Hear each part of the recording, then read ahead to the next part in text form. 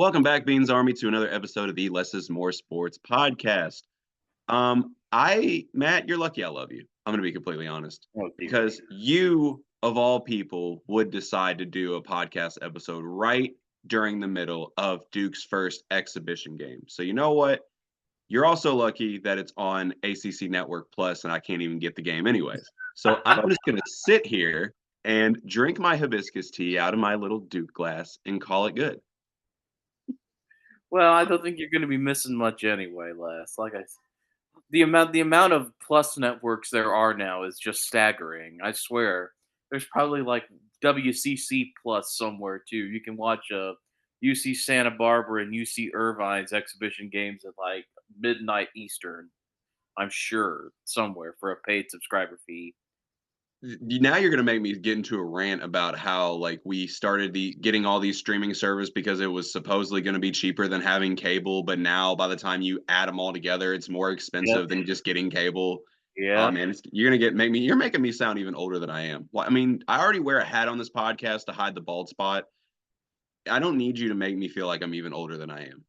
Oh, don't worry. I know it's where we're college, but I do remember seeing that staggering statistic that like it costs over $800 now if you wanted to watch every NFL game, and it's just like whoa, college football is having games on Facebook streaming now. Right. What kind of world have we invented here, people?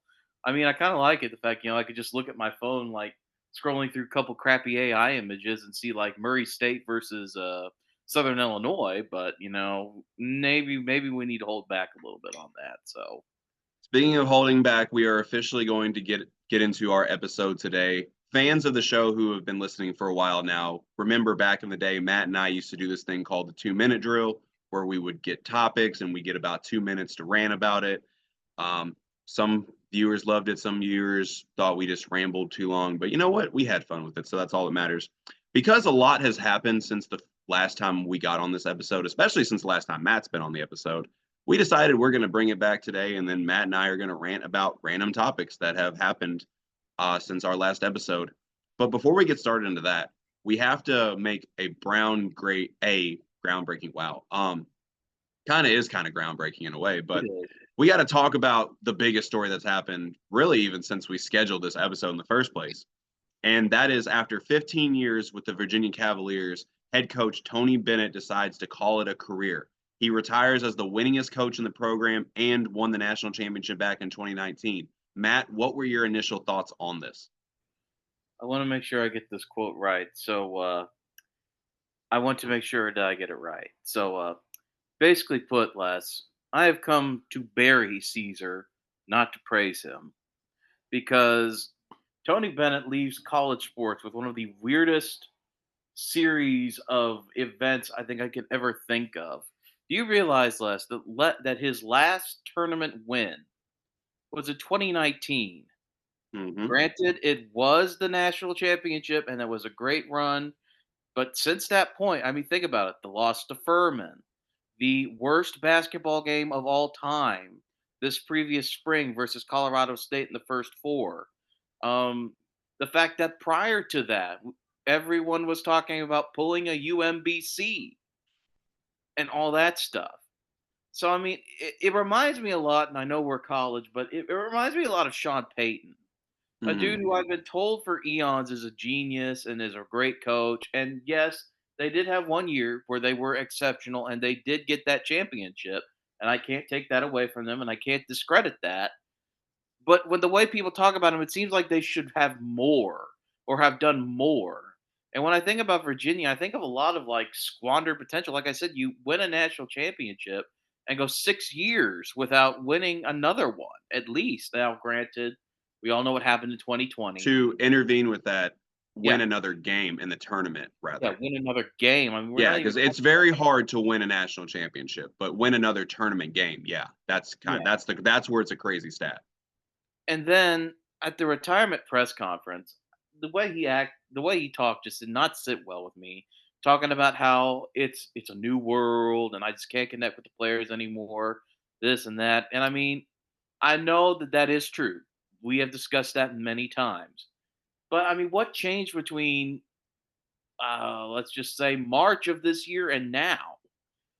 NIL has been around for a considerable period now because you and I have been talking about it for at least 4.5 years, it feels like, or whether or not athletes should be compensated, this, that, and that.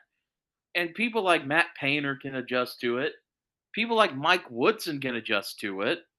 I'm sure Virginia's got good NIL too. It just makes me wonder what exactly happened in like the 3 month span when you've been recruiting, getting guys in the portal, convincing guys to stay to play for you, and then you kind of leave 20. You just leave 20 days before the season tips. There are a lot of questions here, and I don't buy that. People online are like, it's the end of an era. Oh, woe is number one. Coach K was old. Jay Wright's the only other one, and he had two national championships. He didn't need to stick around.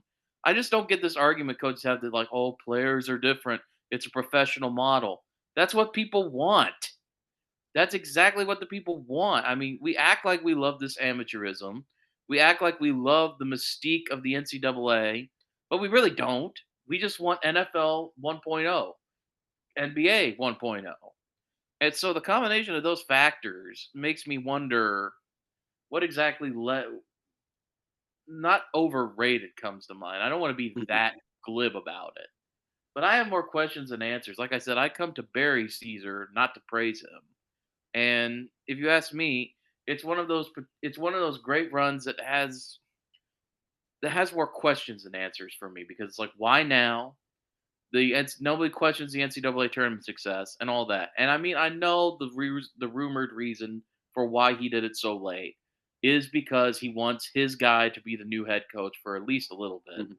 But the greatest irony about all of this is that if that doesn't work out, the leading candidate to replace him I've seen on a lot of boards is Ryan Odom, Mhm. who, for those of you who may remember, was the head coach of that legendary UMBC team who upset Virginia as a 16 seed. So, yeah, this is just one of those stories that doesn't sit well with me for many reasons.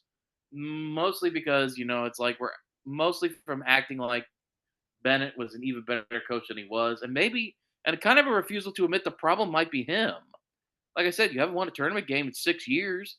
People mock your offensive style of basketball. Maybe in today's day and age, even NIL can't make people want to go play 30 to 38 games or something, or a game where you don't score for an hour of real time. So it seemed to me like it kind of lacked. It was like it's not you, it's me type thing. Instead of taking the responsibility, it was kind of just like players are different. NIL makes it different. Instead of like, no, maybe the game's changing and you just can't hang.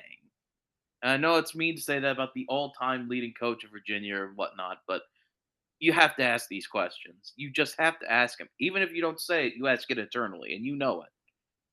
Kind of what I want to chime in on because because you said a lot. You broke down a lot there, and I think there's a lot to unpack there.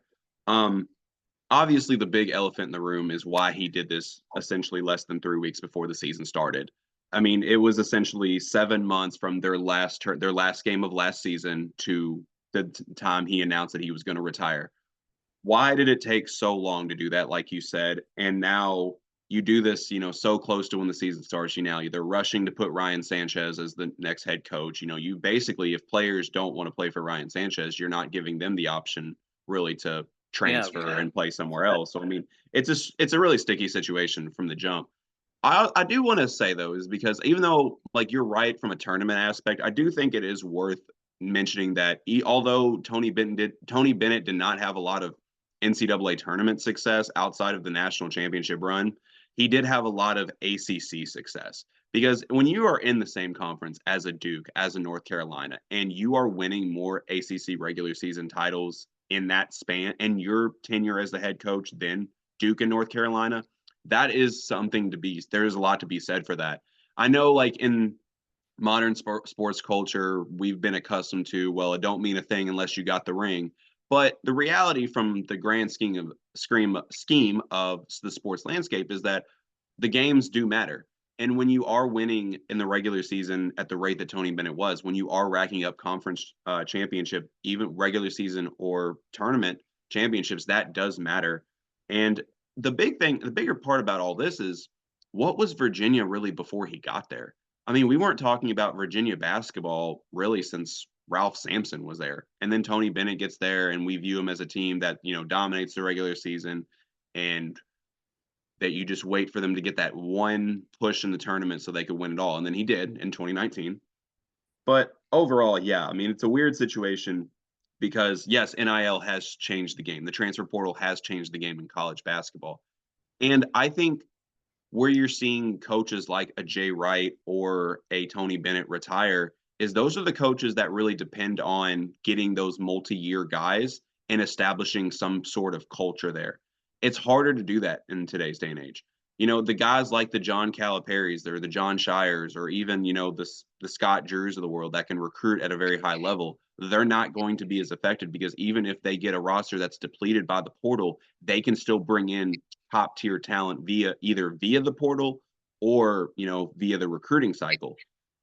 Penny Hardaway, same thing, even though there's up for debate on how good of a coach he really is, but that's a story for another podcast.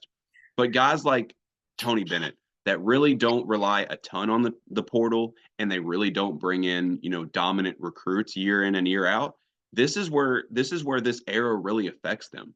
And that's maybe he just got tired of that. But yeah, of course, the big problem with this is why did you do it so quick towards the regular season? I mean, we already got teams playing exhibition games. Duke plays one today. North Carolina's already played one against Memphis. UConn's already played theirs, and so on and so on. If I could understand if this was a health issue, I could understand if this was something traumatic in his personal life had happened, I could understand. But from everything I've been reading, that's not the case. He's Yeah. just tired of the state of college basketball. It's like like to Matt's point, you've known that college basketball is like this for quite some time. Why did you wait this soon for the season to start? So that ultimately wraps up my stance on the Tony Bennett situation, Yeah, I mean, I think we both have kind of the same point, even if you're a little softer than I am on some of which the is stuff. very rare on this I podcast. know. I'm It's weird. I think it's just because I've been subjected to too many Virginia basketball games where like 20 points came at a premium, and I just like hate that style of basketball because I have to watch it already anytime the Big Ten is on. So I think I just like why are we ACCing the Big Ten? We are Big Tening the ACC. We don't need this crap.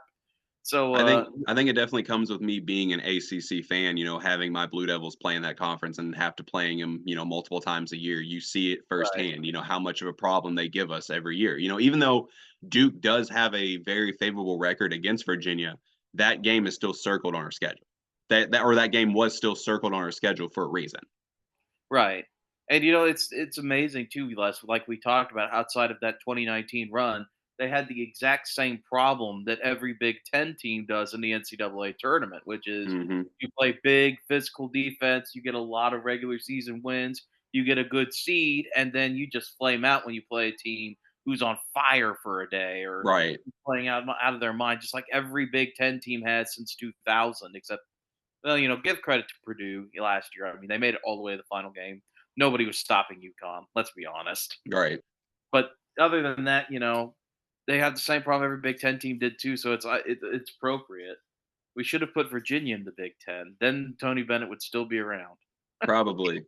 Yeah, when No, you suffocate teams for the entirety of a regular season, then you get to the tournament where, people come in giving it their best, and you get a performance where somebody's just on fire for one game. That's the end of it. When you that's it. can't Right, that's it. So, yeah, I mean, yeah. So, And we do yeah, have we to do have both similar stances on the Tony Bennett situation, but weirdly enough, I am the one who's actually being softer on Tony Bennett than and Matt. you do have to wonder too, what happens if that Auburn game goes ever so slightly by the margin of error it did, a little Mhm. differently, and we don't get that redemption arc in 2019, and instead it's Bruce Pearl or Chris Beard hoisting that trophy. Do you How do we look at so I guess my next 2021? question before we officially get into the 2-minute drill, how long do you think Tony Bennett is gonna have to wait before he gets into the Hall of Fame, if at all?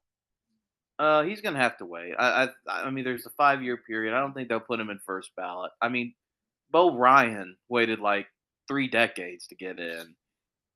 Granted, he didn't have a national championship, but he is still Bo Ryan. So I'm He gonna had he say had 3 at the Division III level.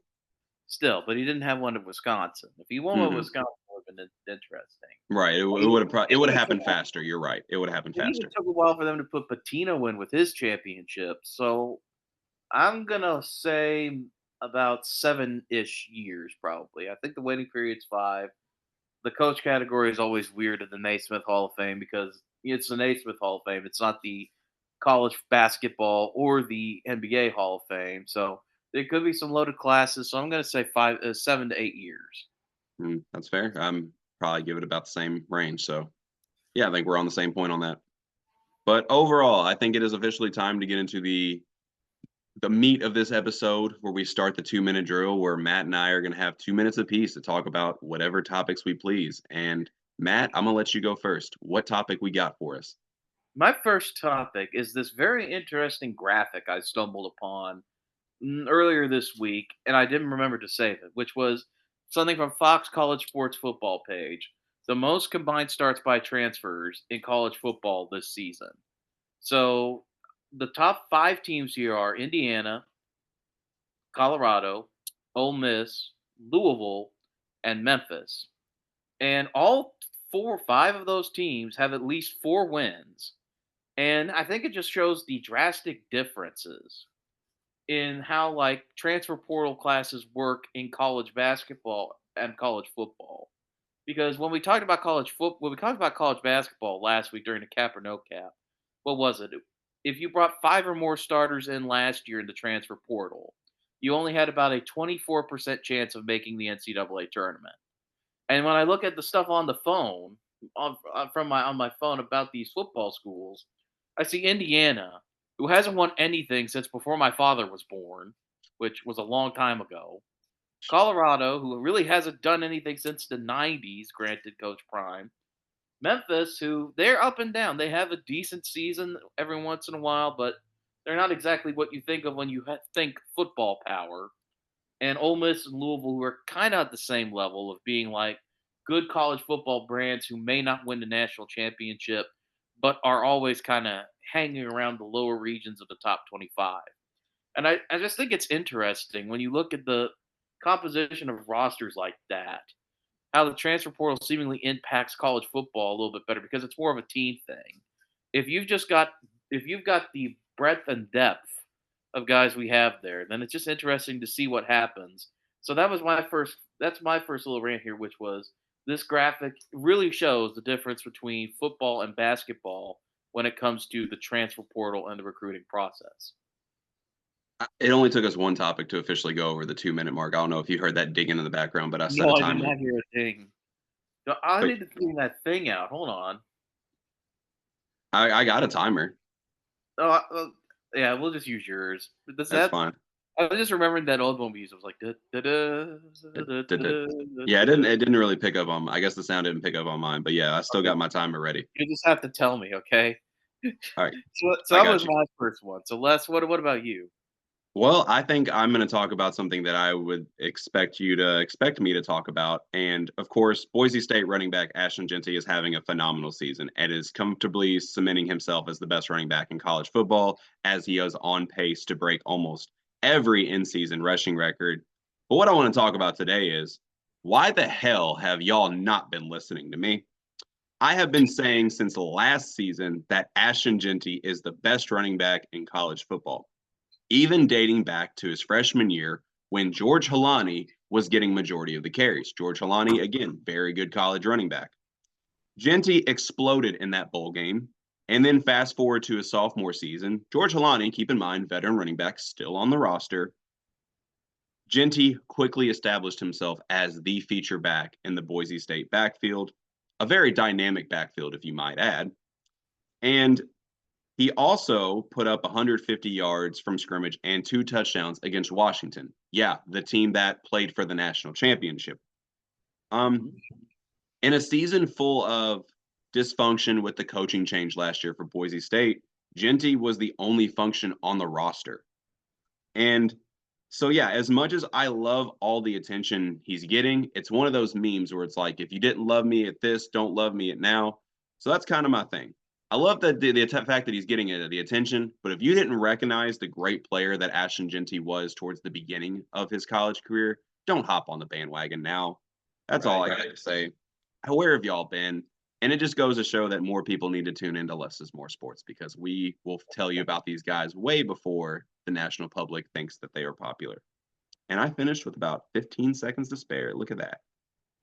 Well, aren't you special? My mother tells me I'm very special.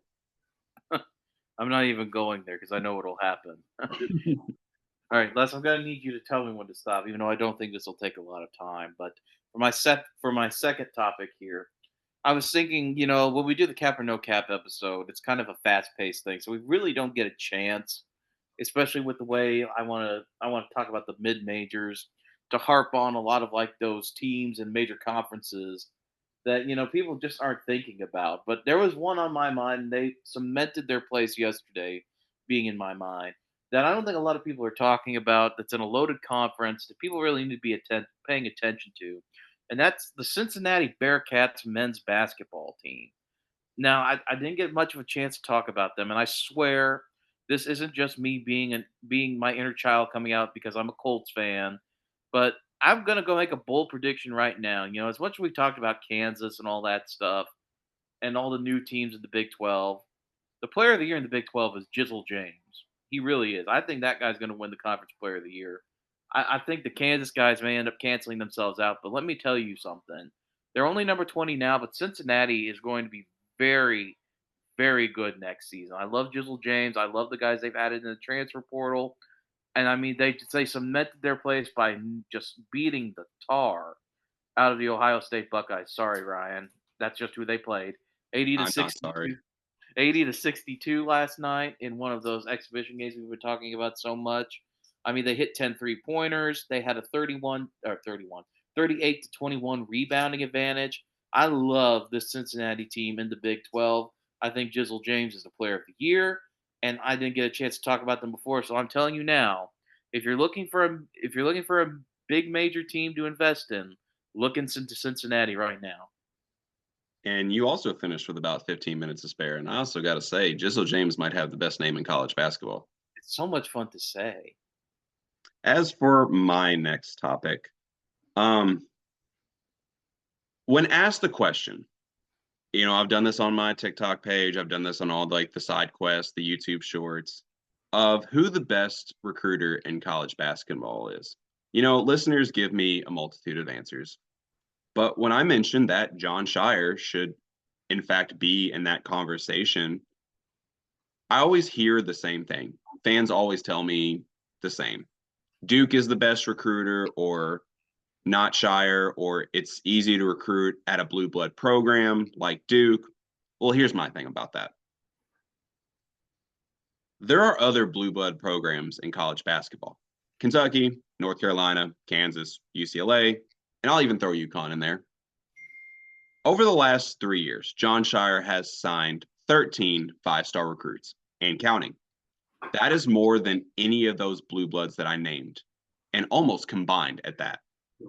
And I'll do you one better. Even if I don't count Cooper Flagg, who grew up a Duke fan, or the Boozer twins, who are Duke legacies, he still has more than those other schools, and again, almost combined. John Calipari has been at a blue blood school for 14 years. Now he's at Arkansas. He wasn't even out recruiting Shire during that time frame. And not to mention, in the 24/7 sports era of college basketball recruiting, Mike Krzyzewski's most talented classes came when John Shire became the lead recruiter, which is crazy in its own right because the narrative was that losing Jeff Capel would hurt Duke on the recruiting end. But then you started seeing names like Zion Williamson come to Duke. And trust me, that was not an easy win. Jason Tatum, he got to commit before that. Then Paulo Banchero, Derek Lively, Mark Williams, Jared McCain, Vernon Carey, Jalen Johnson, Kyle Filipowski, Matt Hertz, and so many more credited to John Shire. And as the timer officially goes out, I will finish by saying, so in point, blue blood coach or not, John Shire is a step above the rest and deserves his flowers as the best recruiter in college basketball. I guess we've entered the Duke portion of the podcast because I'm actually going to say something Duke related. I'm just But going to pull out my Duke cup for that as I take a sip. that's actually not the point I'm trying to make. So it'll be interesting to see what happens with this one. But All last right. night, Friday, Florida State was beaten by Duke 23-17. Florida State is 1-6. They've had one of the most disappointing seasons in recent memory, and we were all expecting the Florida job to be the one that's going to be open at the end of the year because Billy Napier decided to literally give himself the toughest schedule in college football at the moment. But that doesn't appear to be the case anymore. In fact, I think this is, if things fall into place, this could lead to one of the more interesting domino effects in college football coaching history for a while. Because we all know who's a very hot name right now who just happened to attend Florida State when he was a young man. And that's a little guy named Deion Sanders. I don't know if you've heard of him. He's coaching Colorado right now. He's a he's kind of like flying under the radar. He's on any commercials or anything. Doesn't wear a cowboy hat or anything or have like gold chains. He's just a guy who's coaching Colorado, and he did go to Florida State. I found out, so it'll be interesting to see number one how quickly it takes them to fire Mike Norvell, and number two how Deion Sanders going to the ACC, if Florida State's still in the ACC at that point, will change the recruiting landscape of that conference college college football in general. And let's assume Billy Napier also can't win enough games, doesn't beat Kentucky tonight, ends up falling on his face, and they fire him too. Everyone knows the state of Florida is one of the most ver- fertile areas to recruit college football players. And in the 12-team playoff era, you want to get a guy right away who, like I said with those transfer classes, can get you into the playoff, maybe if you don't play a rough schedule to start. So I think this is going to be the most interesting coaching offseason in college football history in a long time because all be about Deion Sanders with if, probably when, Mike Norvell is no longer the coach of the Florida State Seminoles. Just in time. And you know what's really funny about that, Matt, is you are giving Florida State fans almost a sign of hope. But my third topic also talks about Florida State, but I'm just doubling down on their misery. As Matt mentioned, Duke defeated Florida State last night, and that is the first ever win for Duke over Florida State in program history. But in a year where many, including us here at Less is More Sports, predicted Florida State to be one of the top teams in the ACC, they almost in impressive fashion have shit the bed. And currently with a 1-6 record, if that alone wasn't bad enough for Seminole fans, to make matters worse, recruits are starting to take notice and decommit because you all know I am the self-proclaimed recruiting expert on this podcast. Texas alone, my other team, is nearing in on flipping 3 of their recruits just from Florida State alone. So honestly, it's a fair question at this point. As Matt gives you all a sign of hope, I just have an honest question for you all. Where has it all gone wrong for Florida State? Was the roster last year just that good and there was just too much roster turnover from year to year? Was Jordan Travis just that good and DJ Uyangale, for lack of a better word, just ass? Or how much of it is on Mike Norvell? All questions that I think we as college football fans and especially Florida State fans want answers to very shortly. And we are flying through this episode because we got about 10 minutes left to go. Good thing these are only 2-minute topics. And I only have one more topic. And I finished with 30 seconds to spare. So we good. I've got two, so we'll see if we need it, we'll use one. If not, we'll use the other one. And my last one is a little bit more. I've got a little bit of a rant too. Last week, or after you and Ryan finished up the podcast, Ohio State and Oregon ended up playing one of the best football games of the year, maybe of the past decade. Not going to say all time. And it ended, of course, with Oregon intentionally taking a 12 men on the field penalty to prevent an Ohio State breakout play that could have won them the game, put them in field goal range, whatever you want to say. And instead, they took a penalty to limit the gain. And on the last play, Will Howard ran and slid, ending the game in favor of the Oregon Ducks. And now, because we can't have nice things, the NCAA is actively investigating the rule that allowed Dan Lanning to do that. To which I say, F off, NCAA. To hell with them. For the love of God, you're already irrelevant. In a world where you've got guys on UNLV's roster literally leaving the team because they were not given money that they were promised and obligated to get, you're focused on a dude doing a little bit of gamesmanship and finding a way to win because he beat one of your cash cow teams.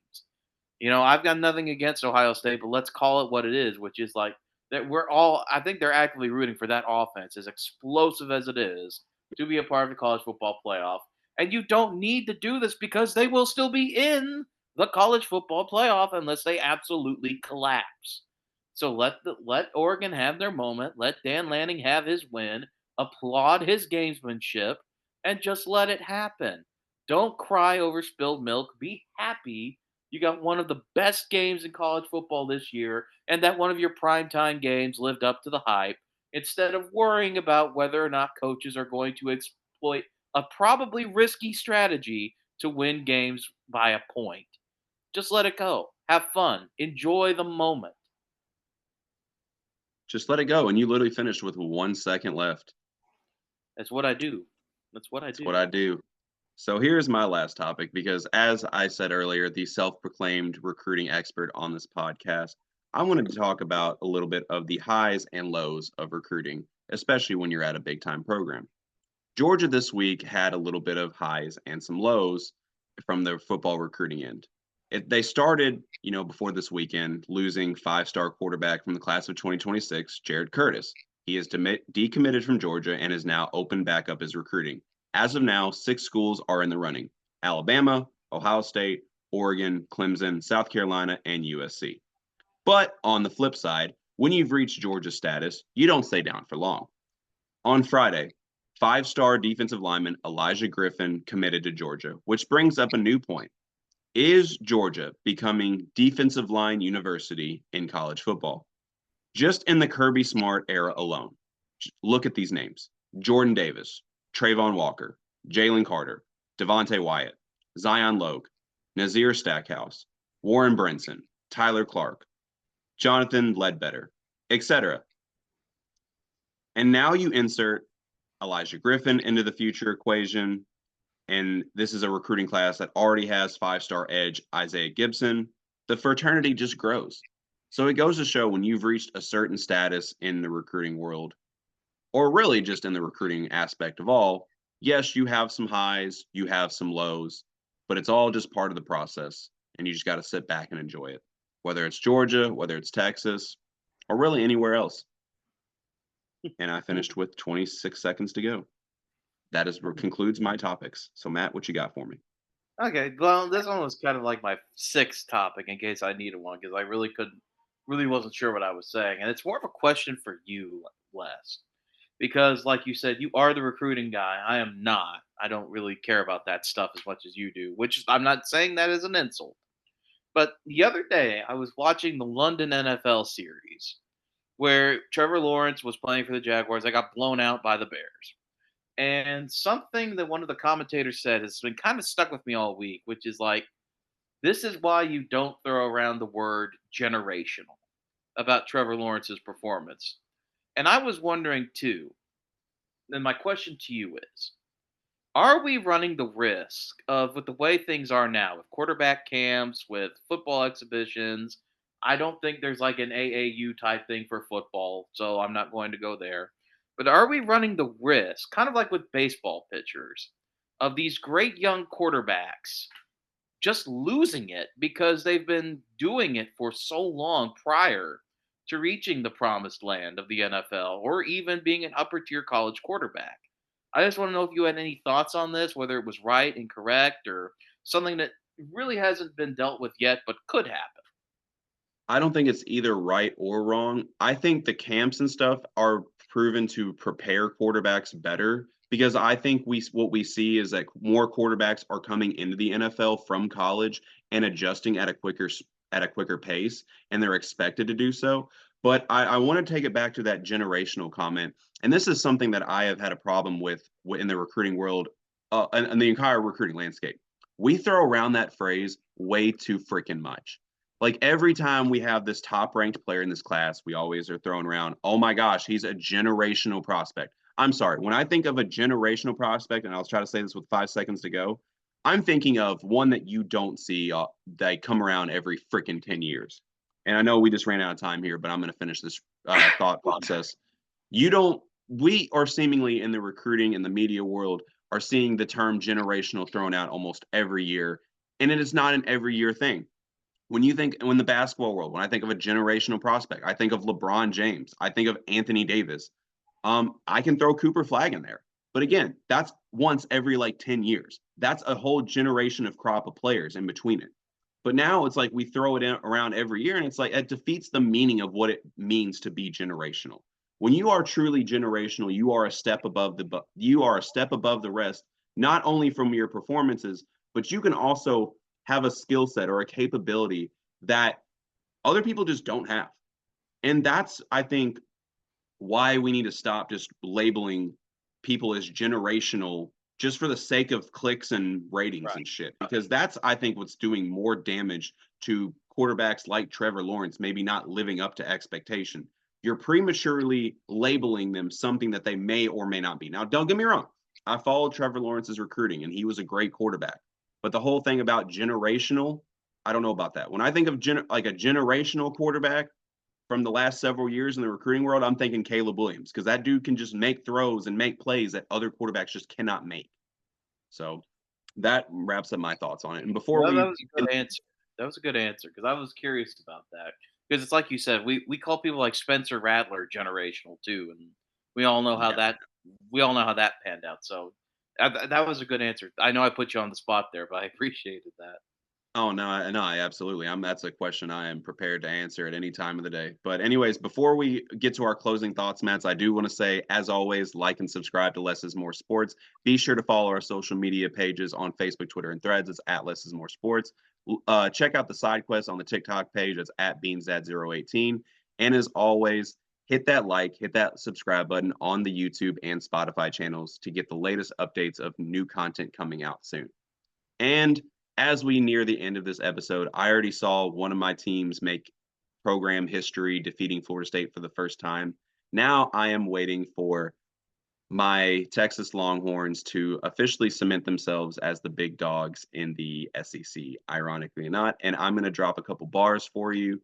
For all the dogs getting buried, we going to go to DKR and we going to see Pet Cemetery. Bah! Les, did you know that when crop circles are up in like Discovery in Iowa, the Iowa football team wins an average of 2.5 games more a season? Now that's an So interesting basically, stat. what I'm basically I made it up. The aliens want Iowa. We all know it. We all know the aliens want Iowa to win. Well, the other thing I'm trying to think of too is I don't have any bars, but hope you enjoyed this podcast. Keep us in your mindset. There we go. That was terrible, but it's a good way to end. Goodbye, everybody. Goodbye. Just waiting on the